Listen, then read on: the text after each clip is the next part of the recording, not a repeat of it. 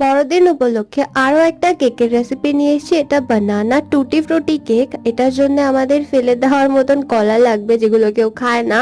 তার মধ্যে একটা ডিম দিয়েছি, একটু তেল, আর দিয়েছি আমি এখানে মিষ্টির গুঁড়ো, আপনারা চিনির গুঁড়ো দিতে পারেন। এর মধ্যে ভ্যানিলা এসেন্স একটু, আর একটু অরেঞ্জ ফুড কালার দিয়েছি। এর মধ্যে দিয়ে দেবো এখন আটা। আমি ময়দার জায়গায় আটা দিচ্ছি, আটাটা হেলদি হয়। এখন এর মধ্যে টুটি ফ্রুটি দেবো। টুটি ফ্রুটির রেসিপি আমার চ্যানেলে পেয়ে যাবেন দু ধরনের, একটা তরমুজের খোসা দিয়ে, একটা পেঁপে দিয়ে। এখন এটাকে একটু হালকা করে আটার মধ্যে মিশিয়ে নিয়েছি, তাকে কেকের না নিচে না জমে যায়, এটা এটা উপরে উপরে থাকে। এখন মোল্ডে একটু তেল আর আটা মিশিয়ে নিয়েছি। হাফ প্যাকেট ইনো দেবো এই ব্যাটারটার মধ্যে, মিশিয়ে নিয়ে এখন এর মধ্যে ঢেলে দেবো।